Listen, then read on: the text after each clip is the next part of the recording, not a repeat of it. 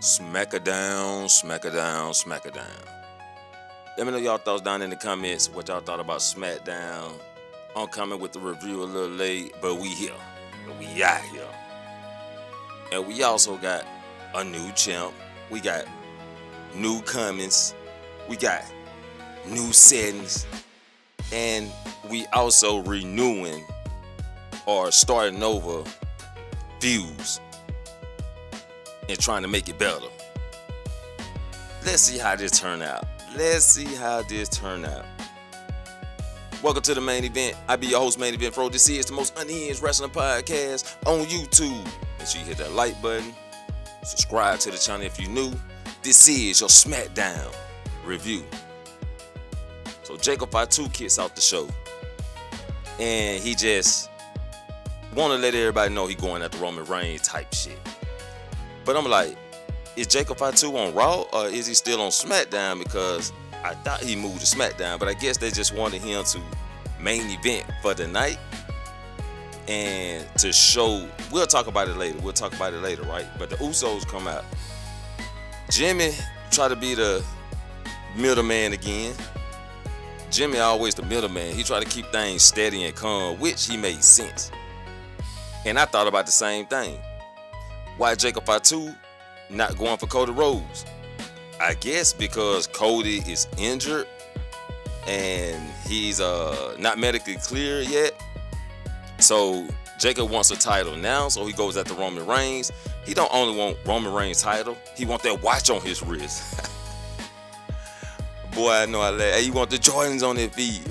Man, this shit crazy. Solo comes out with the MFT and wants Jacob to join the MFT, and Usos try to get Jacob Fatu to join him. Jay Uso was like, hey, it's too late now. You called your shot. Now you got to take it. And Jay Uso back to being main event Jay Uso.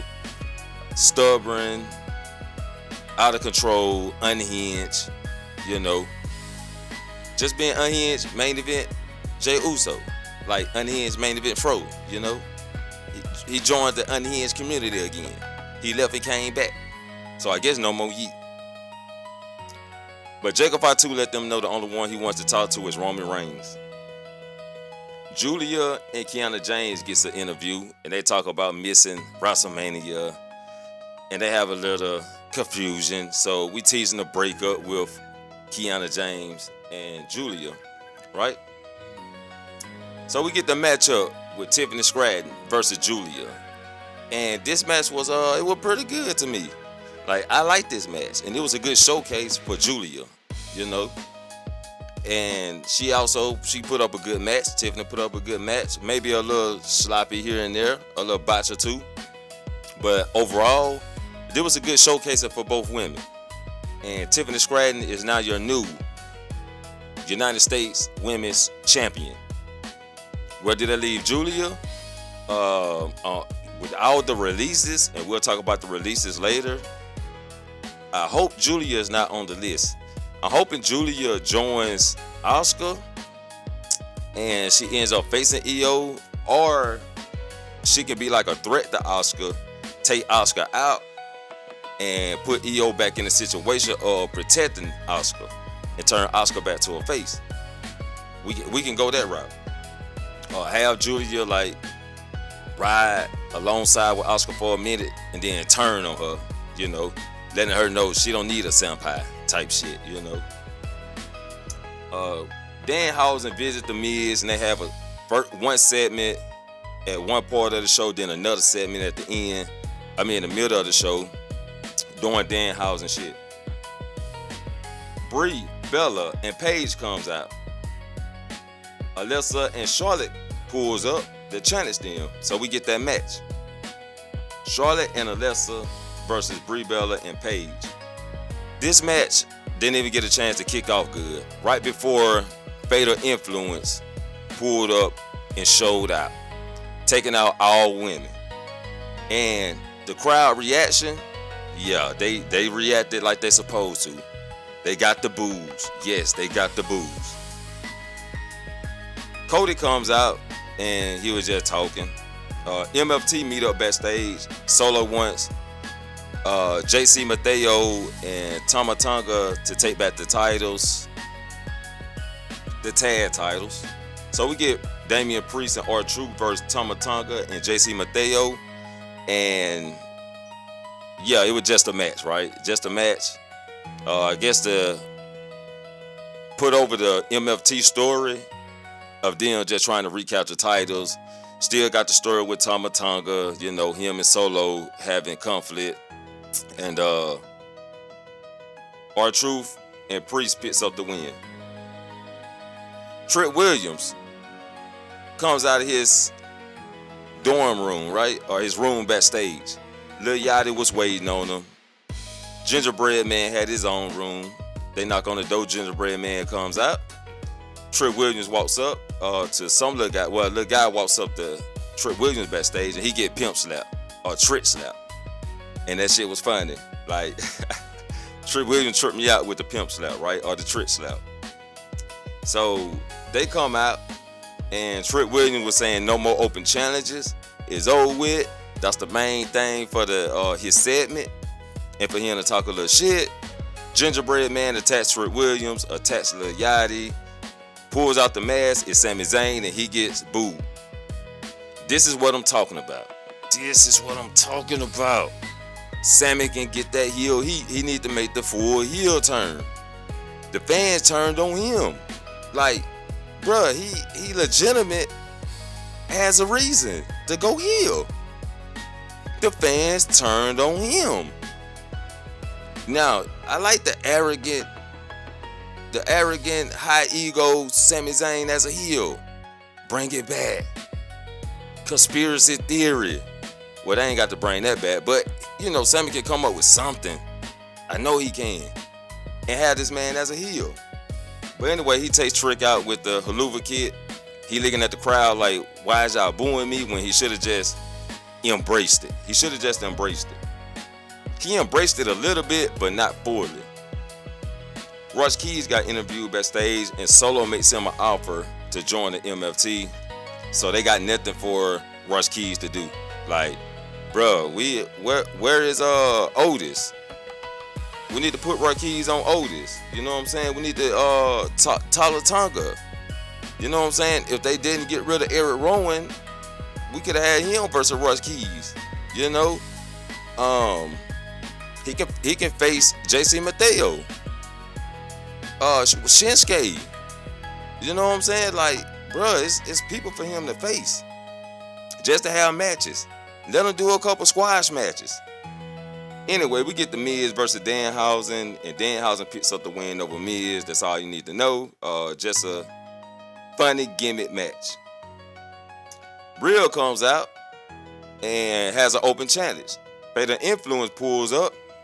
And the Aldis come. Oh yeah, Fatal Influence got booed. Like, Jacy James has made a name for herself. And the crowd knows who she is. They know who Fatal Influence is. And they booed the crap out of her. Now, I'm going to tell you, Shawn Michaels did his thing with Jacy at NXT. He worked with her. She finally made it to the main roster. And I don't think nobody is over Jacy Jayne defeating Stephanie Valkyrie in that match. I don't think people over that. And I'm pretty sure once people got to knowing who Stephanie Valkyrie is, they looked her up in NXT and found out about Jacy Jayne. So anyway, they got booed. They got the right crowd reaction. I'm talking about Dirty Dumb level boos. And it's a good showing for the Fatal Influence because you got people like Zelina, no reaction. You even got people like Maxine Dupree, barely get reaction. You know what I'm saying? Natalia, no reactions. You know what I'm saying? Like, at least Fatal Influence got what they were looking for. Nick Aldis comes out, makes the match with Jacy versus Rhea Ripley. So we get Rhea versus Jacy James in a good match. It's kicked off slow, then it sped up, and Jacy James, she held her own. Like, it wasn't a PLE match, but it was a match good enough for the show. It went pretty long, longer than I intended to go, but they had to showcase Jacy James and her heel hurt heel shenanigans. Anyway, she was about to get put in the riptide. Fatal influence. They jump on Rhea Ripley. So the match was a disqualification match. After the match, Rhea tossed to Charlotte Flair in the lesser, and Charlotte said she goes one-on-one with Jason next week. Looks like we're gonna have a 3-on-3 sooner or later.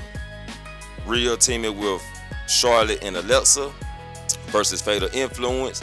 And yes, this is a good showcase for Jason, Fallon, and the new coming Laney Reed.